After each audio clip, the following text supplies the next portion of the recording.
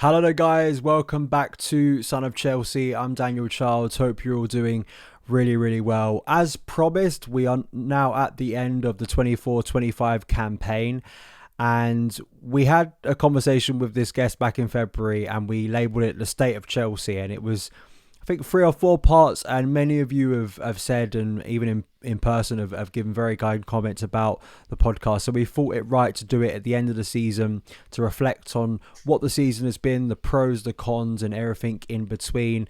The brilliant guest is the great Joe Tweeds. Joe, thank you so much for joining me again, mate.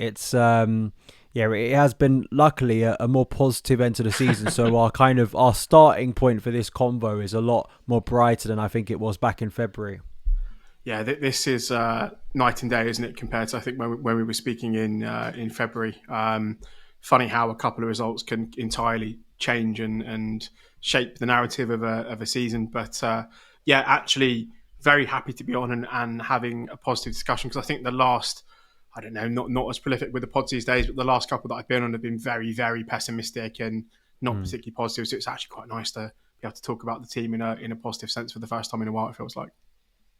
No, I listen. I think 100%. It's a nice feeling, especially with it being the end of the season, to actually kind of let a bit of positivity kind of settle over. And just I was sat there rewatching some of the highlights from the final and taking in all the post match interviews and the celebrations, and it's like I just remember, like I can't remember doing this that much. I used to do it all the time. It used to be an annual thing. You take in all the celebrations, but the fact that it hasn't happened for so long, it feels like a unique feeling, really. So I think the best place to start is kind of, I guess, a summary of the season. I know that's very difficult to give in one answer, but I mean, you could even take it from where we last spoke, or just generally where you were the previous summer, where you expected us to be, and kind of how that aligns with your feelings about the club at the moment. Because I know generally you weren't that upbeat about the season, but obviously, as you've rightly said, the last 2 games of it leave us with a much better taste and feeling going into the summer.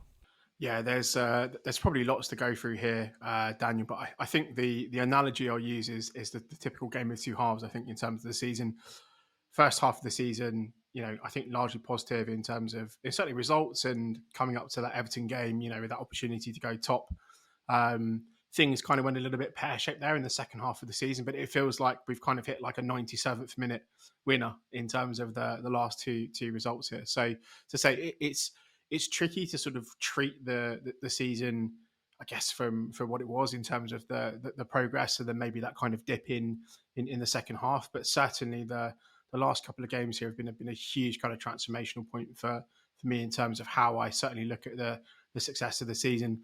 I think from my standpoint, it's probably fair to say that the Champions League was probably crucial in terms of where we landed, and the Conference League was probably more of a bonus in terms of how I saw the season. I kind of expected us to win it given the caliber of teams there, and I think realistically Betis were probably the first decent side that we really played, and that was in the final. So I kind of expected that to be the outcome. Finishing fourth, I think, probably was the slightly higher achievement in not sort of in the, obviously in terms of the trophy celebrations, and that whole entire experience, as you say, was not something that we felt for quite a while as fans. But in terms of the trajectory of the club and what it means that they can do in the summer, and just putting themselves back amongst the big boys in European football, that for me was probably the most critical thing. And I said to, I think, a few people on socials and privately on WhatsApp that this is sort of the point where I felt the club should have been maybe a year ago, maybe 2 years ago, if I'm being sort of brutally honest, in terms of the level of investment. And I just think the way that the club has sort of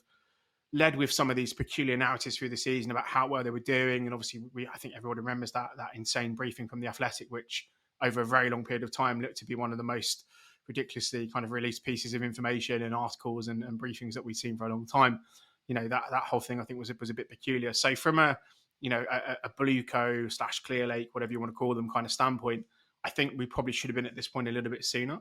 But now that we are here, now that we're back in the Champions League, my personal standards and I think my personal feelings around the club, I'm always looking at how close are we to the finishing first, and how close are we to actually competing in the Premier League. This season, I think we had, certainly during the first half of the season, the fortune of not necessarily having to play that first 11 every single game, potentially as we move into next season, particularly with Champions League and the new format.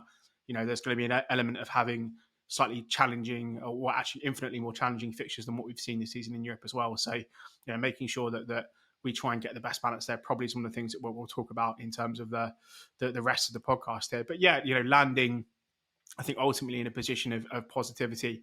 The Newcastle performance, particularly the first half, before the sending off, for me was could have been a bit of an explosion point, a bit of a nuclear point there. The sort of kind of laissez-faire approach to the game, just the fact that Newcastle just seemingly just wanted it more in that first half. And, when the Jackson, red card happens, the team suddenly, there's less pressure and we start to play a bit better in the second half. But that result in particular, I didn't really feel that positive after that going into the, sort of the remaining parts of the season. You beat United probably fairly comfortably. Actually, the last sort of 20, 30 minutes probably felt different in the stadium and certainly felt different watching it in real time. But, kind of watching it back, it was pretty comfortable in terms of that position there. And then, you have this probably from the way that I look at the club, a real turning point performance, I think, at Nottingham Forest. And, the level of professionalism, the level of focus that this team showed from the first minute until the last, the desire, the ability to follow a very tactically disciplined plan, to have the structure that maybe we hadn't been seeing for a couple of weeks in that performance, knowing that we had to go there,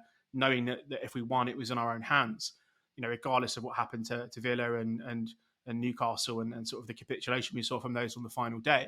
The fact that we went into that game completely and utterly dominated, really, in the grand scheme of things, a couple of Forest chances, as you would expect, given how they performed this season, but largely a very controlled, very positive, very professional display, which are words I would absolutely not have used in February to sort of describe the team really at any point in the last sort of 2-3 years. And then the Betis game as well. Again, I think probably, reflecting on the summary of the season question, that was probably like a microcosm of Chelsea's season. We walked into the game. First half was atrocious at times. In terms of the setup, the sort of personnel on the pitch, the sort of the individual mistake. Like, it was a complete and utter snapshot of things that I have been hugely disappointed with over the course of the season. And yet again, when we're looking at sort of that kind of potential, I said it on social, sort of that sort of Mourinho League Cup kind of moment for this group of players. Very, very young squad coming out in the second half. And really, for all the narrative around, Betis and how well they're playing and how well Isco was playing and all this sort of stuff here, just completely and utterly blew them away and tore them to pieces in the second half. And again, that sort of level of reaction, that kind of performance, that caliber of performance in a big moment, in a final where, lots of these players haven't won trophies at club level, certainly haven't won trophies in a Chelsea shirt.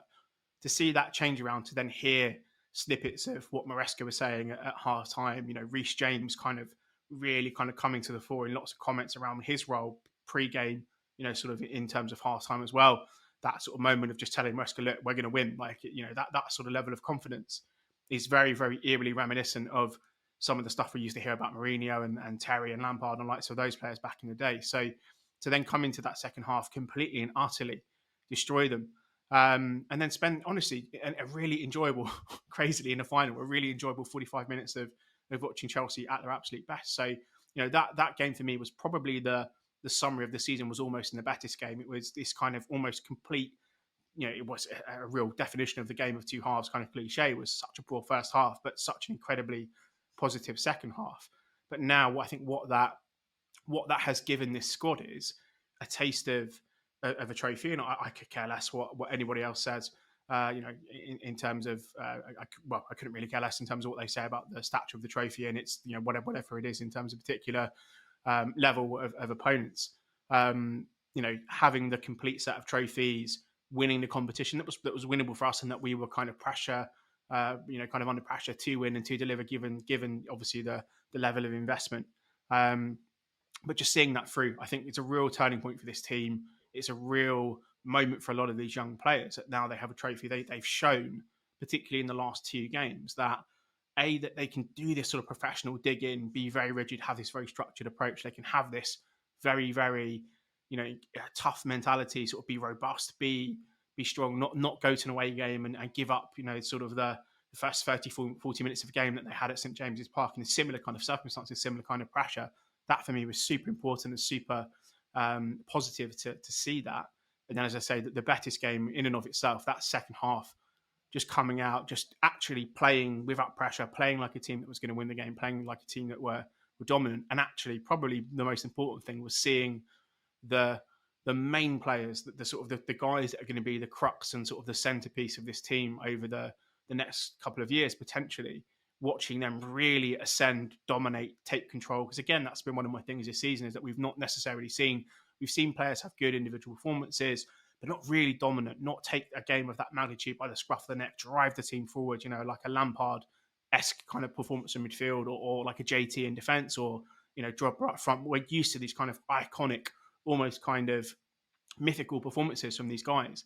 And to see in the second half, Colwill, James, Caicedo, Enzo, even, Nicholas Jackson in terms of the goal, and Palmer in particular, these guys really coming to the fore and putting the club on the back, driving forward and winning the match. That, for me, when we're looking into next season, appreciate I've monologuing here a tiny bit, but as we go into next season, having those guys put in back-to-back performances of differing magnitudes and differing kind of styles, that is what I want to see moving forward in terms of building forward. Because, as I say, this is the launch pad for potentially a much better assault on a title, or being a lot closer to the people that are in that sort of first and second position next season.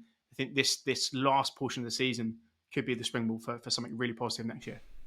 I feel like the word that kind of sums up the season for me is stakes. And what I mean by that is, for a lot of the season, I think a concern of mine and a concern of many others, and we may have even touched upon it during our last conversation, was, do the people inside the club, whether that be the players, the head coach, the recruitment, the owners, care as much about this season's endpoint in terms of mainly getting Champions League football, but also, winning trophies and getting Chelsea back to that level of seriousness, as much as the fans do, as much as we all care deeply about it. And I think one of the more heartwarming things was, it kind of started for me, maybe arguably, the way they turned things around at the Fulham game, in that last 5-10 minutes. The right boot of Tyreek George feels arguably like one of the most, not just important swings of a boot, swings of and kicks of a ball in this season, but maybe of the Clear Lake era so far, of how that turned around the season. But the Liverpool performance, I think, was one that to be resonated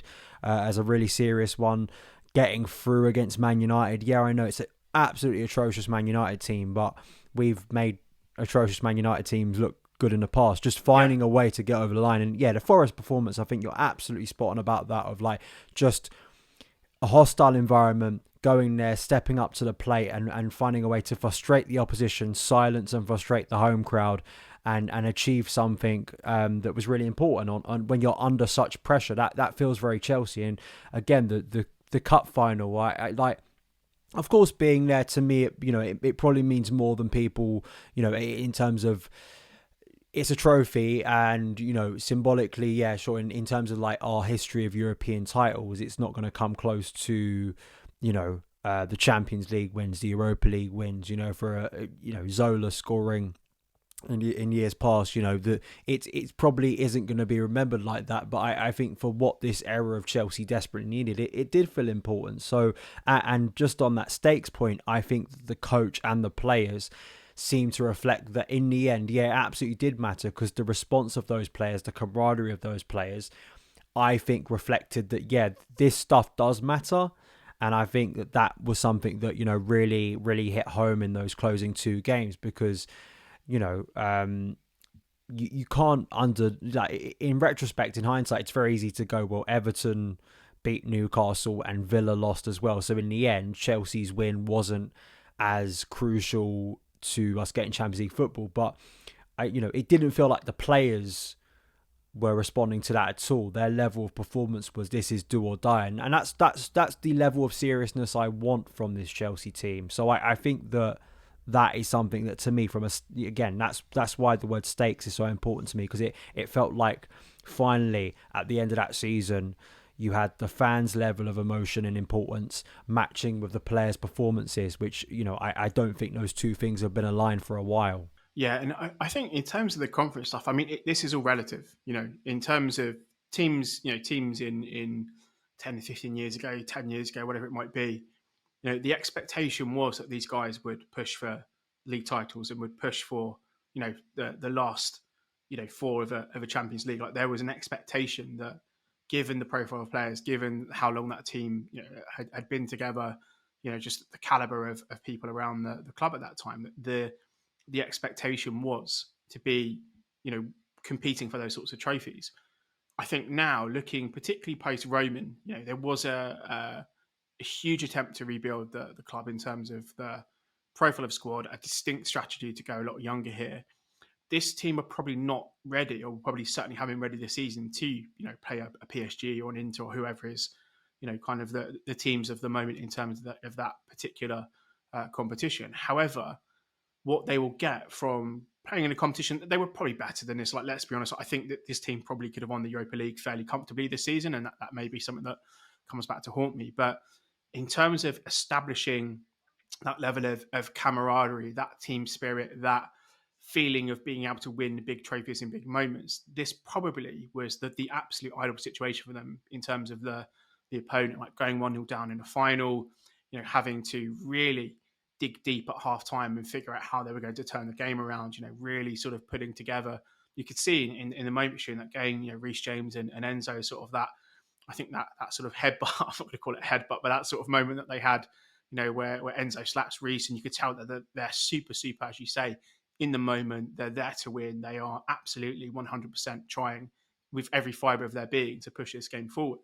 That for me, it may not be up there with Drogba's header or the penalty celebration, but for a group of players that are young, emerging, still finding their feet at the club, still finding their feet, I guess, in terms of the expectations that fans are putting on them, that for me is going to be one of those clips that we look back on, hopefully, in 1 or 2 years, and almost is seen as a little bit of a foundational point for the rest of this group to kick on here. The post-game celebration, just the whole entire, demeanour of the squad, the confidence that they have from winning that game, regardless of opposition, regardless of it being the third tier of competitions.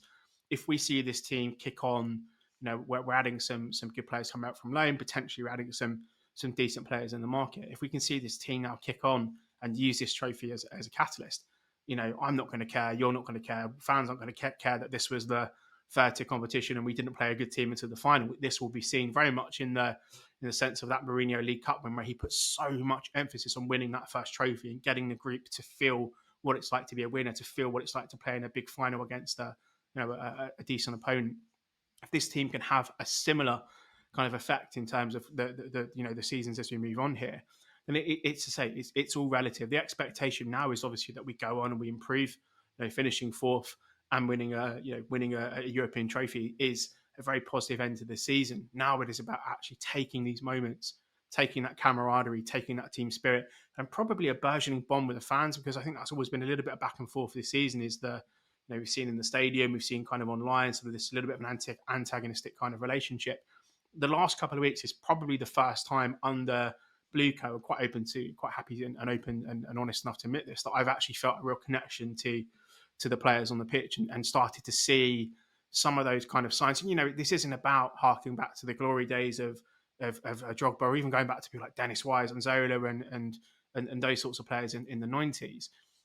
It's about seeing a team start to connect with Chelsea supporters, like how we view the game, how we see the game. Like, we're quite happy to be the villains and sort of be the anti-hero. We're quite happy to play that role.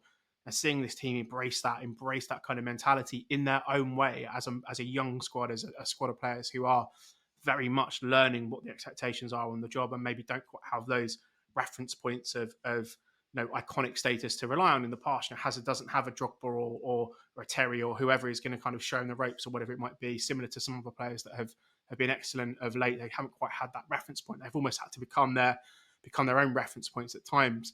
And I'll leave just in terms of this here is that I will say certainly Chelsea's sort of future doesn't depend entirely on this, but the fact that Reece James is back playing at, I still think that there is a way to go for him to be at that level, and whether that is managing him or whatever that looks like. But let's just say that he's getting quite close to being at a pretty decent standard. His leadership, his role in the team, the way that the players seem to respond to him and gravitate to him, that to me is so important going to next year. Him, Enzo, Caicedo, Levi Colwill has been absolutely incredible the past couple of months, and probably again, is one of these sort of leaders that's going to emerge and potentially be in that new group that we compare to a Terry, a Lampard, that sort of core and spine of the team as well. So Reece James to me is super important. That leadership, that captain's role, that drive, that class and quality he has. But seeing people like Colwill, Caicedo, Fernandez, those guys, Cole Palmer in his own way, start to push forward and start to really kind of take those leadership roles. This whole situation, this whole season, this whole kind of Conference League thing feels like it has given them a platform to step into the Chelsea shirt in their own way and not have that shadow that they've had over them from teams gone by.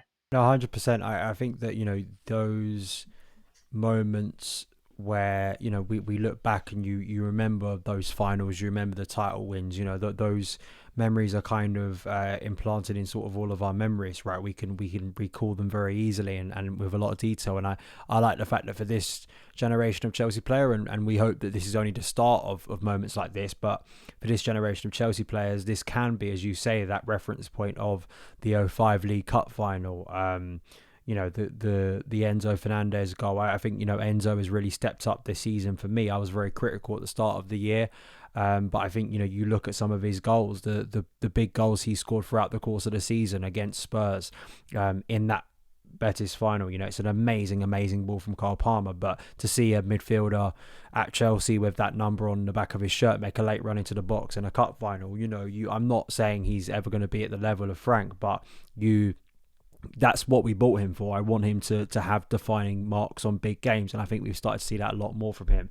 I think the best thing to do before we look at the summer, right, and look forward a bit more. Enzo Maresca, I think we kind of did two parts on him last time, and personally, like I'm always happy to say I'm wrong on something if it means Chelsea are being successful. I still will reiterate, my pre-season predictions of us getting Champions League football and winning the Conference League, it's not like I had us down on 15th, but there's no denying that when we last spoke, I think the outlook on Maresca as a coach was quite negative. I don't think fans generally should be apologetic and feel horrendous that they ever question Enzo Maresca, because you only watch what you can see in front of you. And I don't think anyone can honestly tell me when they watched the Brighton performances, when they watched Arsenal away, when they even saw us fail to beat Ipswich at home, could honestly say the end of the season would play out the way it did with the level of performance we've just been, heralding. So I just want to talk about Enzo Maresca because he obviously deserves, I think, a lot of credit. And for me, I think that the key is adapting a bit more. And again, maybe embracing that spirit of Chelsea a bit more, which is what, again, we were quite frustrated it didn't seem he had within him a few months ago.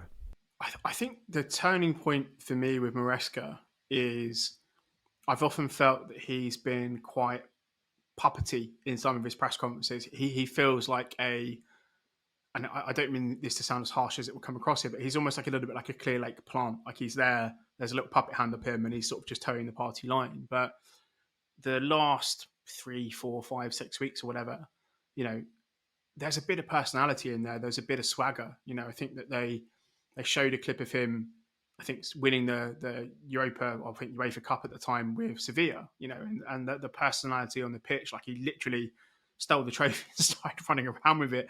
I think before the presentation had actually concluded, like it was insane. Like, so there's clearly something in there that has personality, and for all of my critiques of him tactically and I think personality wise, you cannot argue, and I would not absolutely argue at all, that these players do not gravitate towards him. Reece James literally ran over to him at the final whistle and almost body slammed him onto the ground, after the final. And that for me, that wasn't performative. That wasn't some, you see a lot of players now, like quote unquote, like aura farming and all these weird terms that come out in terms of what people are doing. That was a very genuine and authentic moment between a guy who has probably played more football than he has in maybe 2-3 seasons combined, who has been hand in glove with Maresca in terms of the sort of the end to the season, and I guess sort of the way that we've kind of finished things. So from that perspective, I think in terms of creating a group that is cohesive, that probably has the camaraderie that we've definitely not seen for years and years and years at the club, in their own way, doing things as they want to. The sort of the re-emergence of Levi Colwell, in terms of how I think he's been superb the past couple of months. That again, in terms of attributing to Maresca, you have to give him credit there. I think for me as well, the criticisms I've had with him did not disappear because we ended the season well. You only need to go back to the Newcastle game, look at how flat the team was. Even in the final, look at how flat the team were in the first 45 minutes.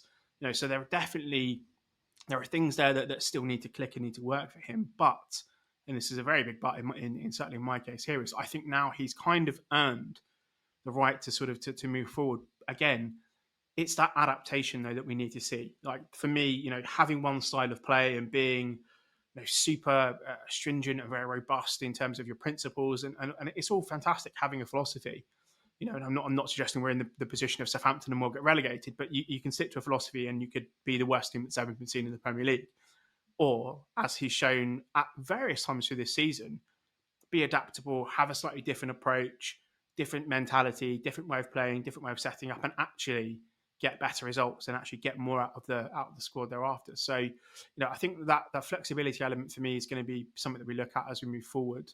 And the big question, and this probably would be for any coach in a similar situation here, so it's not specific towards Maresca, but as we move into next season, playing 2-3 games a week, how do you manage having to play your best team all the time? How do we have to, how are we going to manage the squad? How are we going to rotate those minutes?